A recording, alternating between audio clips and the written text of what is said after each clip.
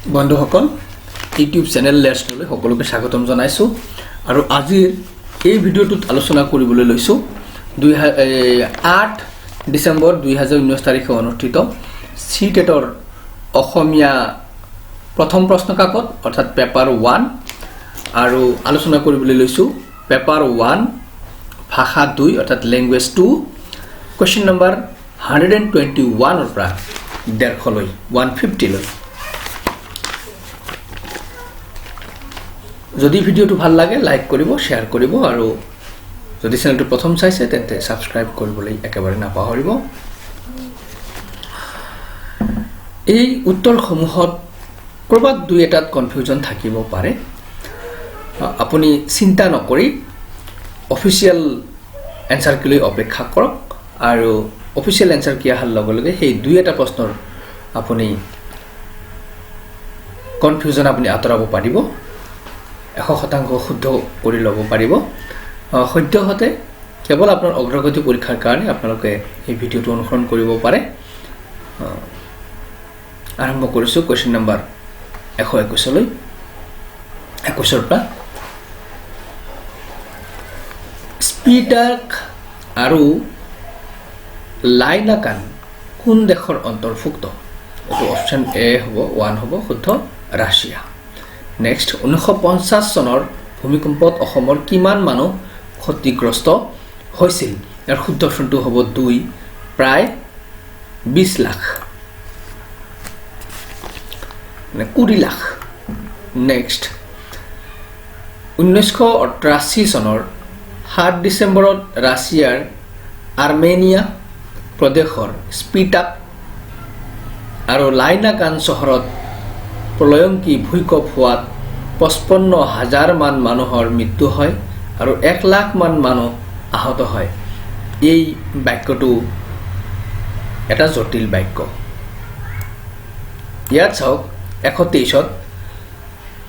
স্পিটাক আৰু লাইনাকান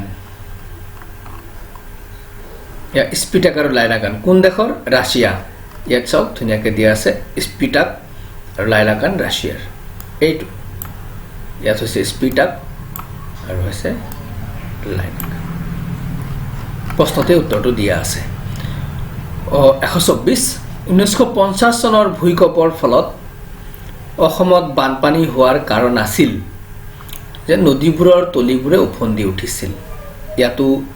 দুই হ'ব শুদ্ধ অপচন নদীবোৰৰ তলিবোৰ উফন্দি উঠাৰ কাৰণে 1950 চনৰ বানপানীৰ কাৰণ বানপানী হৈছিল অসমত বিভিন্ন ক্ষতিগ্ৰস্ত কৰিছিল ক্ষতি সাধন কৰিছিল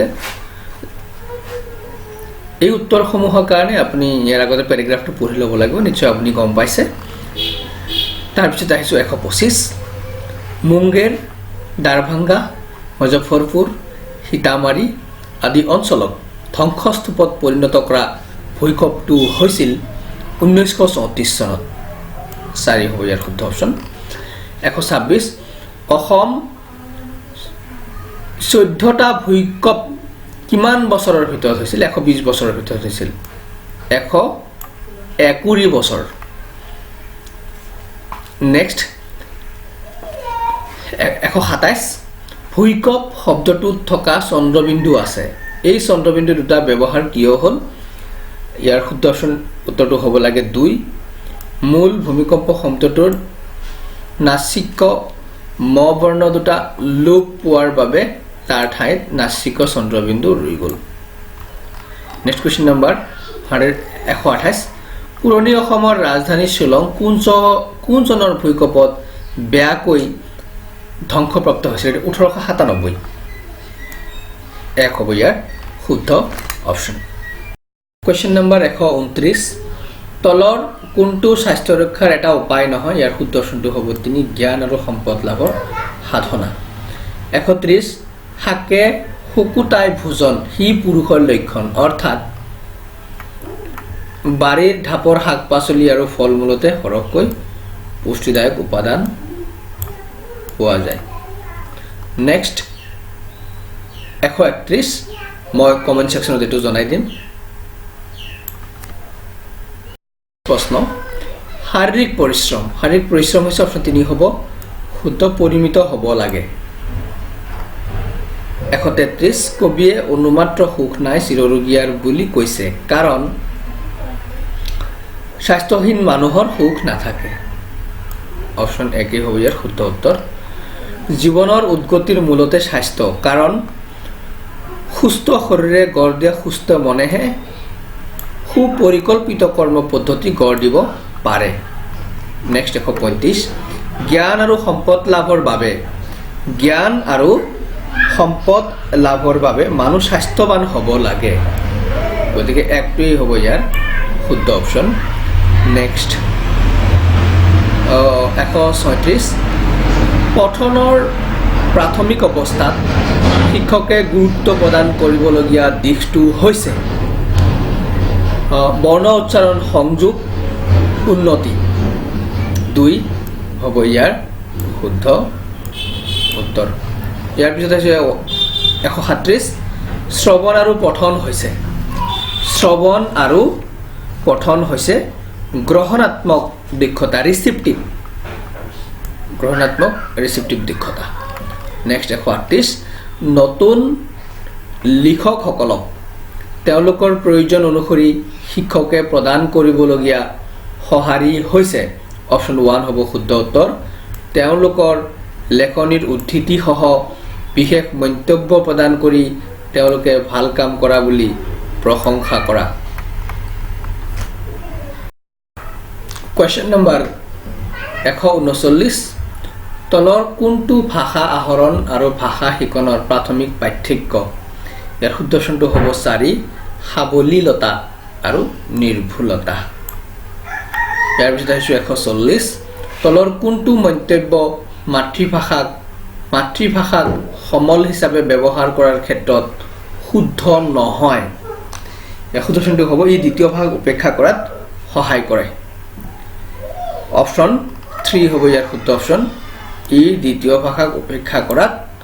সহায় কৰে নেক্সট 141 তলৰ কোনটো প্ৰাথমিক স্তৰত শিশুৰ ভাষা বিকাশৰ ক্ষেত্ৰত অতি গুৰুত্বপূৰ্ণ ভাষা সমৃদ্ধ পাৰিপাৰ্শ্বিকতা অপশ্যন 1 হ'ব শুদ্ধ উত্তৰ ইয়াৰ পিছত 142 পত্ৰাধাৰ পৰ্টফলিঅ' কিহৰ উদাহৰণ যে পৰ্টফলিঅ' হৈছে আত্মমূল্যায়নৰ উদাহৰণ ইয়াৰ 4টো হ'ব শুদ্ধ উত্তৰ মানে ইণ্ডিভিজুৱেল ইভ্যালুৱেশ্যন ইণ্ডিভিজুৱেল এছেছমেণ্ট নেক্সট 143 শব্দ শৃংখলে ক্ৰছ ৱৰ্ড পাজল তলৰ কোনটো বিকাশত সহায় কৰে শ্ৰৱণ দক্ষতা নেক্সট 144 কথন কাৰ্য মূল্যায়ন কৰাৰ ক্ষেত্ৰত তলৰ কোনটোৰ প্ৰয়োজন নাই অভিধান আৰু তথ্যকোষ 2 হ'ল শুদ্ধ 145 এটা ভাষাৰ বৰ্ণসমূহৰ উচ্চাৰণ সহ পঠনৰ শিক্ষা হৈছে ধ্বনিমূলক পদ্ধতি 1 শুদ্ধ 146 পাঠ্যপুথিৰ পৰা বাহিৰলৈ যোৱা মানে হৈছে পাঠ্যপুথিৰ বাদে অতিৰিক্ত শিক্ষণ সামগ্ৰীৰ যোগান ধৰা এটো হ'ব 4 হ'ব ইয়াৰ শুদ্ধ অপশ্যন তাৰ পিছত 147 শিক্ষকে তৃতীয় শ্ৰেণীৰ শিক্ষাৰ্থীসকলক এটা খাম প্ৰস্তুত কৰিবলৈ দিছে আৰু শিক্ষাৰ্থীসকলে এই নিৰ্দেশ পালন কৰিছে ভাষা শিক্ষণৰ শ্ৰেণী এটাত এই কাৰ্যই ছাত্ৰ ছাত্ৰীসকলক সহায় কৰিব সৃজনীশীলতা বিকাশৰ ক্ষেত্ৰত অপশ্যন 3 হ'ব ইয়াৰ শুদ্ধ অপশ্যন সৃজনীশীলতা অপশ্যন 3 হ'ব ইয়াৰ শুদ্ধ উত্তৰ নেক্সট 148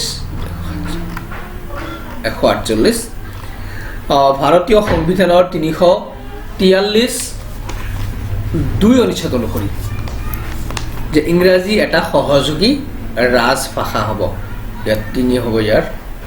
শুদ্ধ উত্তৰ নেক্সট 149 149 তলৰ কোনটো কথা ধ্ৰুপদী ভাষা এটাৰ বাবে প্ৰাথমিক চৰ্ত নহয় ইয়াৰ শুদ্ধটো হ'ব 4 অপশ্যন 4 ভাষাটোৰ 1500 পৰা 2000 বছৰ পুৰণি ইতিহাস